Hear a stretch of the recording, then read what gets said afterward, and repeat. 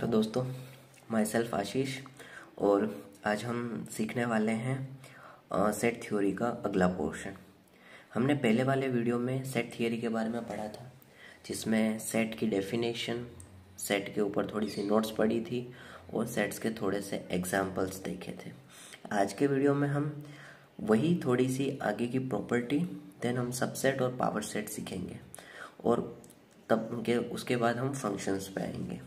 अगर अगले वीडियो को आपको देखना है तो आपको कार्ड मिल जाएगा ऊपर, वहाँ से आप उस वीडियो को एक्सेस कर सकते हो, या फिर आपको कमेंट सेक्शन या फिर डिस्क्रिप्शन में आपको लिंक मिल जाएगा, वहाँ से आप प्लेलिस्ट को एक्सेस कर सकते हो। प्लेलिस्ट का नाम है सेट थ्योरी हिंदी, ठीक है। मतलब सेट थ्योरी डैश हिंदी लिखा हुआ होगा। अगर आपको गुजराती या इंग्लिश में चाहिए हो तो आप नीचे कमेंट कर सकते हो, तो मतलब मैं ट्राई करूँगा उसको अपलोड करने में। अभी मैं हिंदी में बना रहा हूँ पूरी सेट थ्योरी की प्लेलिस्ट, जिसमें आपको हिंदी में आपको ढंग से समझ में आ जाए, क्योंकि हिंदी एक कॉमन लैंग्वेज है और एनीवन कैन अंडरस्टैंड इजीली, और सब चीज़ें अननेसेसरी हो जाती है, ठीक है। तो अब हम इस वाले पार्ट में हम सबसेट्स और उनके सब थ्योरम्स और थोड़ी बहुत नोटेशंस के बारे में सीखेंगे।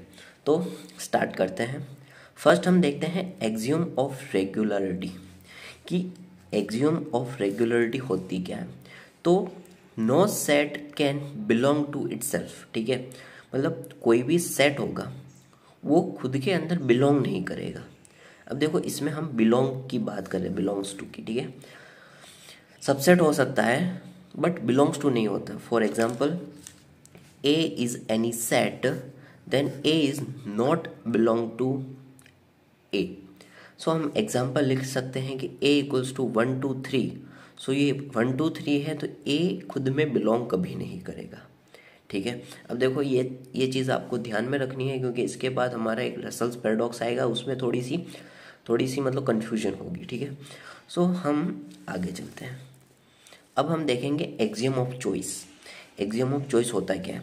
सो if we have collection of non empty sets then we can choose element from each sets. मतलब अगर हमारे पास कलेक्शन हो नॉन एम्प्टी सेट्स का, मतलब कोई एक सेट है और हमारे पास उसका कलेक्शन है नॉन एम्प्टी सेट, तो we can choose element from each sets. तो हम उसके सब एलिमेंट्स में हम मतलब जो सब एलिमेंट्स में से हम एक एक सेट्स हम चूज कर सकते हैं। वो हम किस तरह से चूज कर सकते हैं, उसके लिए हमारा पावर सेट आएगा, उसमें मैं आपको समझाऊंगा कि पावर सेट से हम कैसे एलिमेंट चूज कर सकते हैं, ठीक है। और ये आपको मतलब याद रखनी नहीं है, आपको सिर्फ दिमाग में रखनी है कि ये चीज़ें हैं क्या। आपको मतलब आपको पता होनी चाहिए ये प्रॉपर्टीज सेट्स के बारे में, ठीक है। हम आगे जाएंगे रसल्स पैराडॉक्स, ठीक है। रसल्स पैराडॉक्स ये कहता है कि कोई सेट है ए, जिसमें कोई x है इज अ सेट, और x कंटेन नहीं कर रहा है x के अंदर, तो सेट ऑफ ऑल सेट्स। तो इसमें क्या होगा, हमें एक देखो, पहले तो हमने जो एक्सियम ऑफ रेगुलरिटी में बात की थी कि a कंटेन करेगा a के अंदर, बट अगर ऐसी कंडीशन आ जाए कि x इज द सेट, मतलब a सेट है और उसके अंदर एक और सेट है और वो x के अंदर बिलोंग नहीं कर रहा है, तो जो a होगा वो ए के अंदर बिलोंग भी करेगा और नहीं भी बिलोंग करेगा। तो एक पैराडॉक्स क्रिएट होगा, तो उस पैराडॉक्स को हम रसल्स पैराडॉक्स कहेंगे। और ठीक है, अब हम सबसेट के बारे में डिस्कस करेंगे। सबसेट होता है क्या है और उनकी प्रॉपर्टी, डेफिनेशन और एग्जाम्पल्स के बारे में डिस्कशन करेंगे। तो जो हमने पहले जो पढ़ा था वो अगले वाले वीडियो का पार्ट था, जिसमें हमने नोट्स पढ़े थे और बाद में जो 3 थ्योरम थे वो बाकी रह गए थे। तो 3 थ्योरम की डिस्कशन हमने ऊपर वाले सेक्शन में की। अब हम इस वाले वीडियो के मेन टॉपिक पे आते हैं, ठीक है। तो सबसेट होता है क्या है, ठीक है। सबसेट मतलब कि let A and B are a sets and we say that A is a subset of B if X A में कंटेन करेगा और एक्स बी में कंटेन करेगा। तो मतलब A and B are sets, मतलब ए और बी दोनों सेट है, तो we say that A is the subset of B if x, जो एक्स कोई एलिमेंट है, ठीक है, वो ए में भी बिलोंग करेगा और एक्स वो बी में भी बिलोंग करेगा।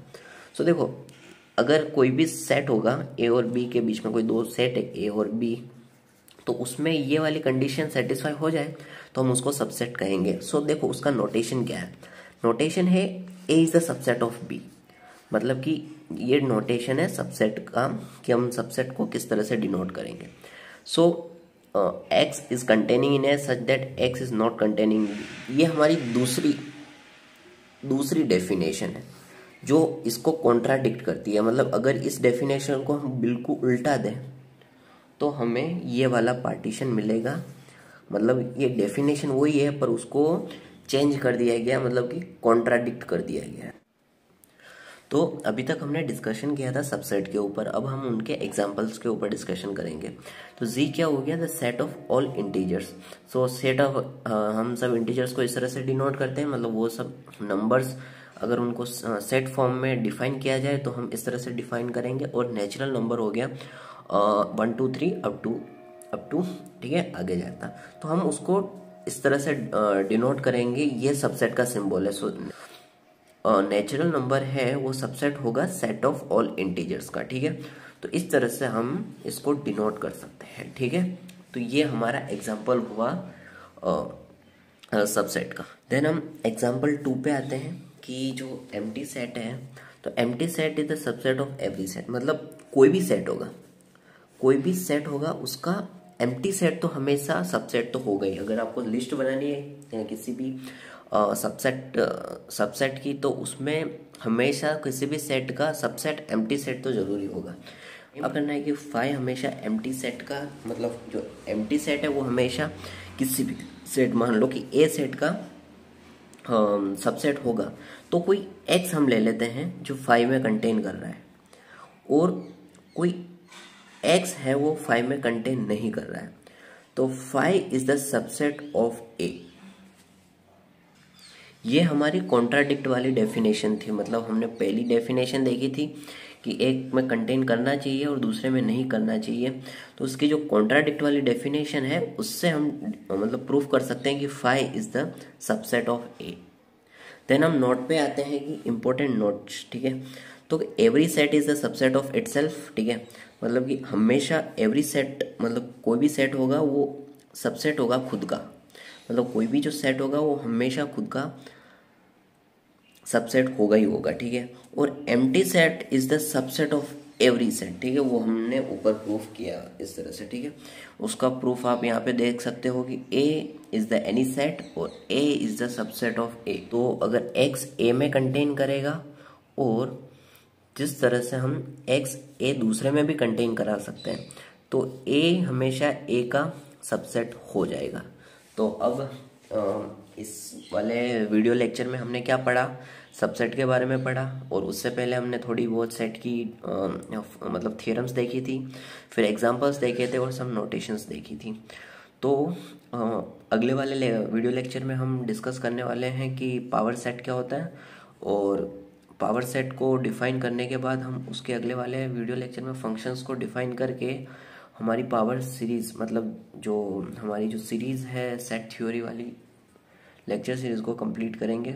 सो वीडियो अच्छा लगा हो तो वीडियो को लाइक कर सकते हो, और अपने फ्रेंड्स जो मैथमेटिक्स रिलेटेड पढ़ाई कर रहे हैं उनके साथ शेयर कर सकते हो। चलिए बाय दोस्तों।